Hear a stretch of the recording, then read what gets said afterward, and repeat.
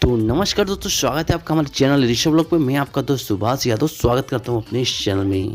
तो जी हाँ दोस्तों, पावर स्टार पवन सिंह के जितने फैन हैं प्लीज़ आप लोग हो जाइए रेडी और इस वीडियो को ज़्यादा से ज़्यादा शेयर करिए ताकि पवन सिंह के जितने फैन हैं उनके पास ये वीडियो पहुंच सके और इस गाने का इन्फॉर्मेशन पहुंच सके, ताकि इस गाना आप यूट्यूब पर धमाल मचा दे और यूट्यूब पर तांडव सिर्फ पावर स्टार का ही चलेगा।